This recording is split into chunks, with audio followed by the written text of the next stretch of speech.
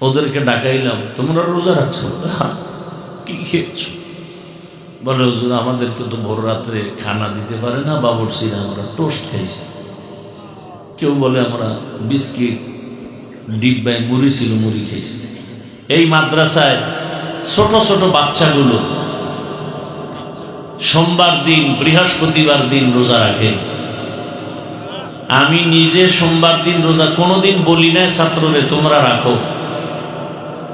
আমি একদিন ক্যামেরায় দেখতেছি বাসায় বয়ে সাহারি খেয়া, মাদ্রাসার দিকে খেয়াল করলাম, দেখি দোতলায় হেফজখানা নুরানি ছোট ছোট বাচ্চা, মাথায় টুপি নেই, গেঞ্জি গায়ে, তো ডয়ার খুলে আর কি যেন খায়। তো ভাবলাম কি চুরি টুরি করে কিনা। আবার হঠাৎ করে আমার অন্তরে বাড়ি লাগছে, না আমি তো আজকে সাহারি খেলাম, এই বাচ্চাগুলো কি সাহারি খায়? তো ডিব্বা থেকে বের করে টোস্ট আর মুড়ি। তখন আমার অন্তর এরপরে দেখলাম, আমি তাকাইছিলাম, আল্লাহকে সাক্ষী রেখে বলছি, এই বাচ্চাগুলোকে দেখি গোসলখানা পাশে অজুখানায় গেল, তো অজুখানায় গিয়ে অজু করল, এরপরে আবার আসলো। ছোট বাচ্চা আল্লাহকে সাক্ষী রেখে বলতেছে। এসে দেখলাম এরা যায় নামাজে দাঁড়ায়। বাচ্চাগুলো নামাজ পড়লো তাহাজ্জুদ। এরপরে দেখি এক একজনে এক এক কর্নারে কোরআন শরীফ নিয়ে বসে। ভেতরে অনেক বাচ্চারা ঘুমায় রুমের মধ্যে, ওরা রুমের বাইরে করিডোরে মোনাজাত ধরলো, তাও দেখলাম। আমি যদি ক্যামেরা টানি সেই দিনের সব পাওয়া যাবে। আমি পাগল হয়ে গেল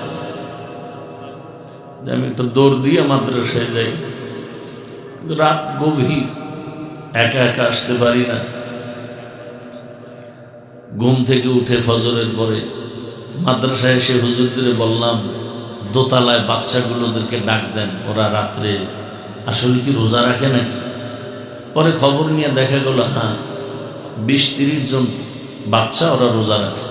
তবু ডাকেন, ওদেরকে ডাকাইলাম, তোমরা রোজা রাখছো? কি খেয়েছো? বলে হুজুর আমাদেরকে তো ভোর রাত্রে খানা দিতে পারে না বাবুর্চিরা, আমরা টোস্ট খাইছি। কেউ বলে আমরা বিস্কিট ডিব্বায় মুড়ি ছিল মুড়ি খেয়েছি।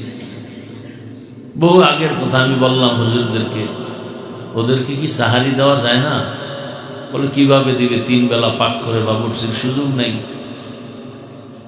তো নিরুপায় হয়ে চুপ করে থাইকে বললাম ঠিক আছে, আপনারা ইফতারিটা আমার পক্ষ থেকে সুন্দরভাবে বন্টন করবেন, ওরা যেন ইফতারিতে কষ্ট না পায়। ও খরচটা আমি আমার নিজের থেকে এককভাবে দিব। জীবনে আর কি, শুধু কান্না, একা একা বহু ভাবি আর কান্না। দুনিয়াতে আসছি মা বাবার কষ্টের জন্য। আপনারা তো দেখলেন এখনো বাবা মা বেঁচে আছে, খুবই অসুস্থ, মাও অসুস্থ, কোন দিন হারিয়ে ফেলবো জানা নেই। আমি মাঝে মাঝে বয়ানে বলি, একটা সন্তানের বাবা মা যদি অসুস্থ বিছানায় থাকে, সন্তানের দিল অনেক বড় থাকে, মনে এক সাহস থাকে, মনে হয় একটা গাছের ছায়া আছে। আর যার বাবা মা চলে যায়,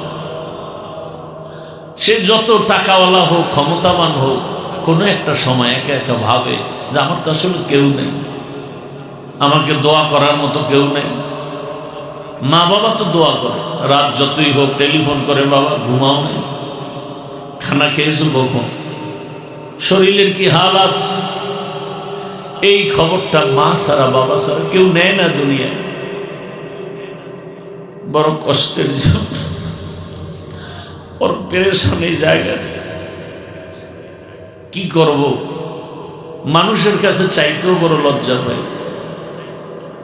শেষ পর্যন্ত মিটিং করে হুজুরদেরকে নিয়ে মুরব্বীদের পরামর্শে মোনাজাতের পরে আমি নিজে বলি একটা লিফলেট নিয়ে যাবেন, কেউ যদি 500 টাকাও পারেন, 1000 পারেন, আপনারা মাদ্রাসার জমিন একটু শরীক হবেন। জানি না কপালে কি আছে, নিজের অনেক টাকা কামাই রুজি সব এদিকেই, নিজের চলতে অনেক ব্যাগ পেতে হয়, যা ভাষা নাই বুঝাবার। তারপরও আল্লাহ পাক কত সম্মানে রাখছেন, আল্লাহর কি দিবেন।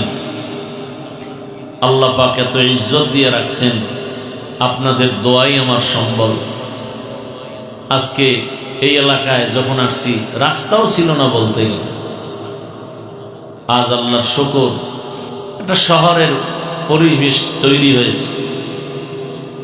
আমি চাই এই এলাকার নাম আদর্শনগর, আমি চাই রসুলের আদর্শে এই নগরী যেন উজ্জীবিত হয়ে যায়, এলাকাবাসী যেন রসুলের আদর্শওয়ালা হয়ে যায়। তো আমি বয়ান করার জন্য বসি নাই, বয়ান হয়ে গেছে, সবাই অনেক দূরে যাবেন, রাত অধিক, মাইকের আওয়াজ যতদূর যায়, মা বোন সহ সবার কাছে দোয়া চাই। প্রতি মাসের দ্বিতীয় শুক্রবার এখানে ইজতেমা হয়, মাগরিব সারা রাত আমি এখানে বসে থাকি, বাহিরে কোনো প্রোগ্রাম করি না। আপনারা আসলে দেখবেন আমাদের ছাত্রগুলো কি পরিমাণ কান্না করে, ওদের চোখের পানি আশা করি বৃথা যাবে না। বাইতুল্লাহর গিলাফ ধরে ধরে বহু চোখের পানি ফেলেছে এই মাদ্রাসায় জায়গার জন্য, আশা করি বৃথা যাবে না। হয়তো একটু পেরেশানি আল্লাহ চান, দিলে তো দ্রুত দিতে পারেন। আল্লাহ মোহাব্বতের বান্দাদেরকে চান একটু ওরা কান্না করুক। একটা বাচ্চা দেখেন না, শিশু বাচ্চা বারবার মাকে ডাকে, আম্মু আম্মু, মা তো শুনে কিন্তু সাড়া দেয় না। কেন? মায়ের কাছে আম্মু ডাক বড় মজা লাগে, মা চায় আরো ডাক, ও যত ডাকবে তত আমার দিল মজা হবে, আনন্দ পায়। এক পর্যায়ে যখন দেখে বাচ্চাটা আম্মু বলতে বলতে ডাকের সাড়া দেয় না, তখন মাটিতে পড়ে কান্না শুরু করে,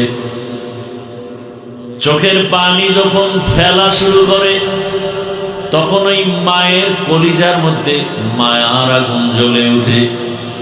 সব কাজকর্ম ফালাইয়া ওই বাচ্চার কাছে মা দৌড়ায় বাচ্চাটারে কোলে নেয়, চুমু খায়। আমার আল্লাহ চায় যে আমার কোনো ছেলে নাই, মেয়ে নাই, আমি আল্লাহ কাউকে জন্ম দেই নাই, কারো থেকে জন্ম নেই নাই, আমি আল্লাহ বড় আদর করে বানাইছি মানুষ। আমি আল্লাহ চাই বান্দা তুই আমারে বারবার ডাক, আমি চাই বারবার চোখের পানি ফেলবি, কারণ চোখের পানি এত দামি। একটা সন্তান মা বাবার কাছে চোখের পানি ছাড়িয়ে ক্ষমা চাইলে মা বাবার মায়া বেড়ে যায়। ছাত্র কান্না করে শিক্ষকের কাছে ক্ষমা চাইলে চোখের পানি দেখলে মায়া বেড়ে যায়। আমার আল্লাহর মায়া কি কম? আমার আল্লাহর মায়া তো অনেক বেশি। আল্লাহ পাক বলেন এক ফোঁটা চোখের পানি দাম কত? রহমতের নবী বলেন ওই এক ফোঁটা চোখের পানি গালের নিচে যাওয়ার আগে আল্লাহর কুদরতি অন্তরে মায়ার জোশ আসে। আমার আল্লাহ বলে বান্দার কাঁদিস না, তোর জীবনের সব গুনাহগুলো মাফ করে দিলাম। একদিন এই ময়দানে আওয়াজ চলবে কোরআনের বাগানের আওয়াজ, কিন্তু এমন একটা দিন আসবে আমরা সব কবরবাসী হয়ে যাব। তিনটা সাদা কাফনের প্যাকেটে পড়ে থাকবো, এই দুনিয়ায় আর বেঁচে থাকা যাবে না। ভাই কাঁদবে যে আমার ভাই নাই, মা কাঁদবে আমার সন্তান নাই, বাবায় চোখের পানি ছেড়ে কাঁদবে আমার সন্তান চলে গেল। আমারে কে আম্মু বলে ডাকবে, কে আব্বু বলে ডাকবে, আর ডাকার মতো কেউ থাকবে না। এরে আল্লাহর বান্দারা, পর্দার আড়ালের মা বোনেরা, রহমতের নবী এই উম্মতের জন্য কি পরিমাণ কান্না করেছে।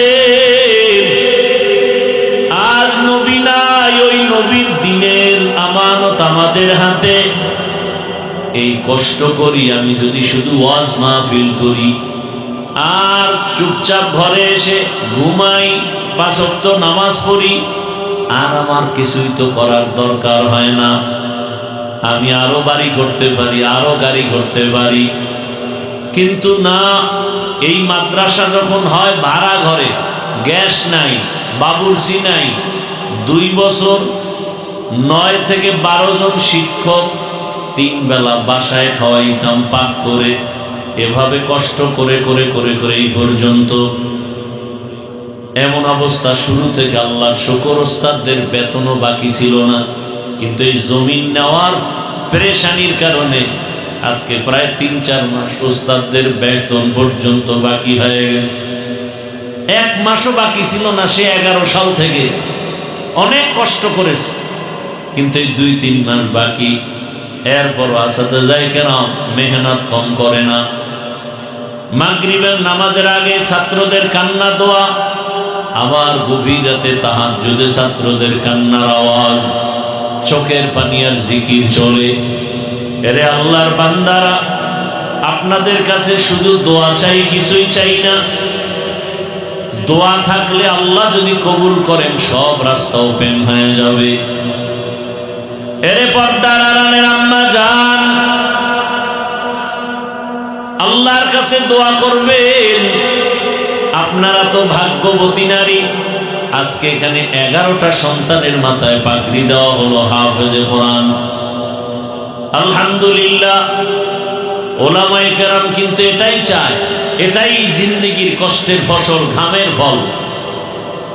আপনারা জানেন আমার ভাইরাও মাদ্রাসা নিয়ে আসেন। আসলে মাছ পানি ছাড়া থাকতে পারে না। ঠিক ওলামায়ে কেরাম এলেমের বাগানে না থাকলে মন ভালো লাগে না। আপনাদের কাছে দোয়া, আমার মা বাবার হায়াত যেন আল্লাহ বাড়ায় দেন। এমন একটা পরিস্থিতি যেন না আসে যে আমরা বাবা মা হারা অসহায়ের মতো ঘুরব। চতুর্দিকে তুফান আর তুফান, মুসিবতের আক্রান্ত, কঠিন এক হালাত। মা বাবা যদি ঘরে বসে দোয়া করে, এটাই সব থেকে বড় অস্ত্র। আপনাদের কাছে দোয়া চাই, আল্লাহ পাক যেন আমার মা বাবাকে সুস্থ করেন, আমাদের মধ্যে ইখলাসের মোহাব্বত দান করেন। আল্লাহ পাক মাদ্রাসার উস্তাদ ছাত্র যারা সবাইকে আমানতদার মুখলেস খাদেম বানায় দেন। এবং এই এলাকাবাসীর জন্য দোয়া চাই, আল্লাহ তাদেরকেও দিনের খাদেম বানায় দেন। এবং যারা আপনারা অনেক দূর থেকে, বাংলাদেশের এমন কোন জেলা মনে হয় নাই যেখান থেকে আল্লাহর বান্দারা এখানে আসেনি। অনেকে সেই গতকাল রাত্রে আসে। যতটুকু পারি খেদমত করি। আপনারা দোয়া করবেন, আল্লাহ পাক তাদেরকেও কবুল করেন। এই মোহাব্বত আল্লাহ দ্বীনের জন্য দায়মি ভাবে কবুল করেন। দোয়া করব আপনাদেরকে নিয়ে। এর আগে আপনারা একটু দিল যদি চান, কষ্ট দিব না। মাদ্রাসার জন্য যদি কারো মনে চায়, দান সদকা চাওয়াও সুন্নাত, দেওয়াও সুন্নাত। মনে চাইলে আপনারা যদি দিল খুলে, কাউকে আমি জোর করব না যে ইনশাআল্লাহ আমি এই জমিনের জন্য 1 স্কোয়ার ফিট জায়গা 5100 টাকা। জুমার আগে আলহামদুলিল্লাহ অনেকে বলেছেন, লিখে ফেলেছে। একটু আগেও এক আল্লাহর বান্দা মাহফিলের জন্য দিছেন, আর এক আল্লাহর বান্দা মোবাইলে লেখাইছেন। অনেকে দিছেন মাহফিলের জন্য, জায়গার জন্য, আমরা লিখে রেখেছি। আবার নগদও দিয়েছেন। আল্লাহ সবার দান কবুল করেন।